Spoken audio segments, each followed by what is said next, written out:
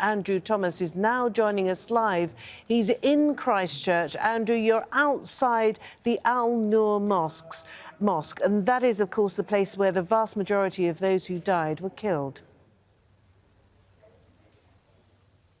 Yeah, 41 of those that were killed at the Al Noor Mosque, and it's about 280 metres down the road on the right-hand side, the first mosque to get attacked. And the gunman left that mosque after killing all those people, and he drove off at speed. There's actually a car just a little way behind the camera that has its back window completely smashed out, because I'm told by a local here I was just talking to a few moments ago that as he drove off, the gunman was still shooting out of the window. As people were fleeing away from the mosque, he was shooting at them as they were running down the road, and he hit some of the cars that were parked along this street as he went. There's glass all over the road. As you say, I'm at the cordon as close as I can get to the Al Noor Mosque. All this happened now, 12, 13 hours ago.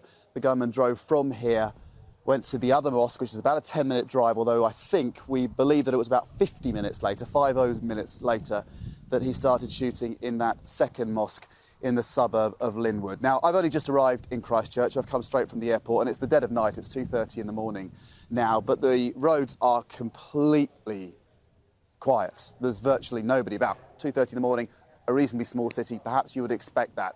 Nevertheless, there is a real sense of eeriness, because, of course, nothing like this has ever happened, not just here in Christchurch, but anywhere in New Zealand, and possibly, in many ways, anywhere in the world. I mean, a right-wing white extremist to deliberately target Muslims in this way and kill so many.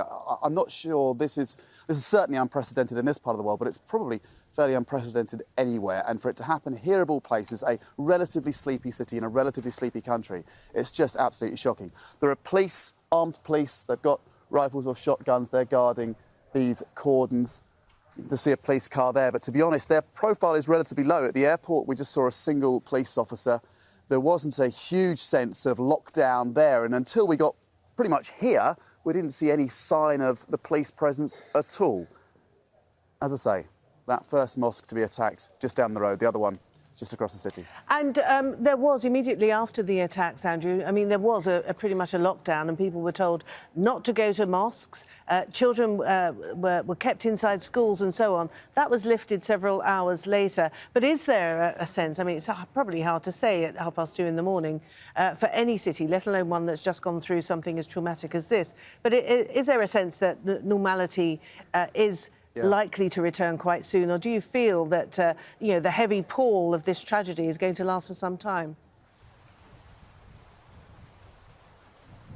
It's a very hard question to answer that. My colleague Kate King has been here a little longer than me, and she said that the city has been pretty quiet all evening. People have taken the police advice, they've stayed indoors, and even earlier in the evening the streets were very quiet. They're completely quiet now.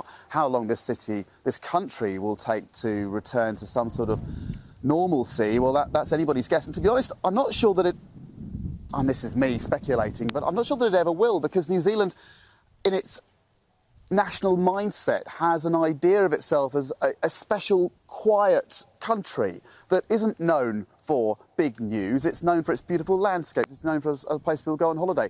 That will never be the case again. It will now be known for many months and possibly years as the scene of this horrific attack in Christchurch, in the same way that it was defined in some way by the earthquake that hit this city in 2011. People often talk about that earthquake as being the defining moment in Christchurch's history. Well, this horrific event will now become part of this city's story. And again, knowing what I do about the earthquake and how that has really affected the psyche of this city, I imagine this attack will affect the psyche of the city going forward for many months, many years. This is not what this city is about, and you will hear this, and you've been hearing it on television all day.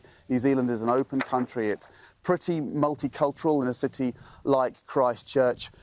This is not what this place is about. Having said that, this is a small city, 400,000 people. The Muslim population in Christchurch will be very small. For 50 almost people killed from that community, it will have decimated the Muslim community here in Christchurch. Again, I'm speculating, but I would imagine that just about every Muslim person in Christchurch will know somebody personally who was killed or injured in this attack. And well, yes, it really will cut we'll have to a real agree with hole you, Andrew. in the emotions of this city. No, we'd have to agree with you. We've been speaking to many people who've been close to the tragic events, and they would concur with exactly what you're saying. For now, Andrew, thank you very much indeed. Now we're going to speak to Cynthia Miller-Idriss, who's a professor of education and sociology at the American University, and she is author of The Extreme Gone Mainstream, which is an interesting title. She's joining us via Skype from Washington, D.C. These attacks carried out by at least one young man, there are several others being questioned, but with quite clear, far-right, uncompromising, hateful views of others. I mean, does it surprise you? Is there a rise in the number of these sorts of young individuals, or are we just noticing them more? It's definitely not surprising. We are seeing a rise. I think one of the most depressing things about this is its utter predictability. It's very similar to other kinds of attacks that we've seen. It's just escalation. We're seeing larger numbers of deaths, but you know, it's not that different from the Pittsburgh shooting, from the Sikh temple shooting, from the shooting of African Americans in a church. We're seeing again and again these kinds of violence in very peaceful places being enacted in a climate of rising hate. What is enabling that climate then of rising hate? There are many things going on. It's just like when we saw a rash of school shootings in the U.S. some decades ago. There's no actual formula that can predict this, but we know there are.